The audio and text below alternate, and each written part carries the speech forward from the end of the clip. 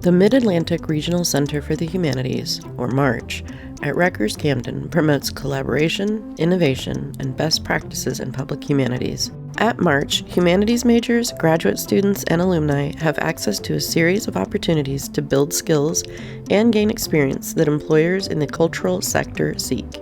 Through demonstration projects and cooperation with regional organizations and humanities professionals, MARCH seeks to be a catalyst for change and to improve the quality of life in the Mid-Atlantic region.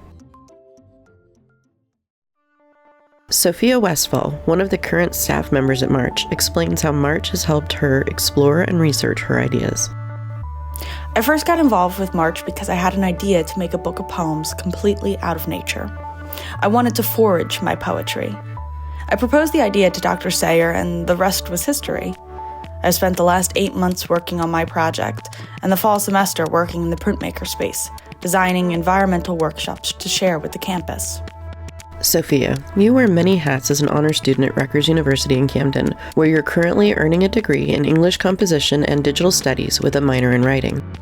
You're also an interdisciplinary researcher whose studies include the influence of humanities on one another from a literary, environmental, and historical perspective. The research you're working on with Dr. Sayer, which includes the construction of a biodegradable poetry book, as well as studying the relationship between material and content, is what we will be exploring together. So, how exactly did you get started in all of this? The process of bookbinding has always intrigued me. And as someone who typically writes about nature or the influences of nature, it seemed only natural to make a book out of nature. I started by experimenting with ink made of organic matter like blueberries. From there, I wanted to redesign all the traditional components of a book to be biodegradable. So I moved on to plantable paper and citrus leather and printing with beeswax until I had a series of biodegradable literature. On the MARCH website, they talk about the new environmental humanities focus they initiated in the fall of 2023. This new focus is a way to explore creative and critical approaches to thinking about our place, relationships, and responsibilities to the natural world and non-human community. As part of this new focus, they have embraced the work you're doing. So, what exactly does environmental humanities mean to you? The words environment and humanities don't tend to go together, but are a necessary pair, at least in my eyes. As an interdisciplinary student researcher, I recognize the importance of bridging studies like environmentalism and literature together. When you do, you get an entirely new perspective and worldview. After speaking with Dr. Sayer about the work you wanted to do, you were introduced to the idea of critical making, which has become a keystone in your research. Tell me more about what critical making means to you. When Dr. Sayer first introduced me to this idea of critical making, I was hooked. It was a method I had never intentionally used nor knew of, but a way of thinking that I was simultaneously used to. Critical making was so appealing to me because there is no such thing as mistakes, simply new avenues to further research. Critical making is beyond a way of researching.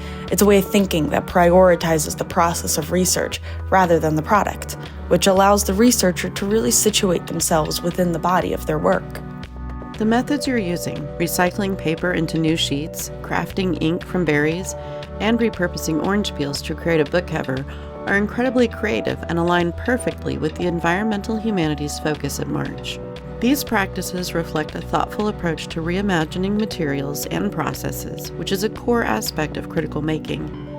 But I'm curious, what message are you hoping to convey through your work? What story are you telling with these choices? I have a number of different messages I am trying to send with my research. Anything to call attention to the importance of history and environmentalism in creative writing is a good enough purpose for pursuit. But in this case, I wanted to highlight the mortality of literature.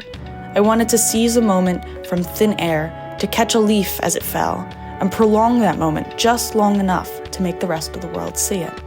That sounds really inspiring and impactful, and I hope that you're able to share that message with the world. What are your thoughts on what comes next after this project and your upcoming graduation? I fear I will continue this research for the rest of my life in some capacity. Critical making is not a way of just doing, it's a way of thinking. Now that I have experienced its effects, I find myself applying the method to other areas of my life as well.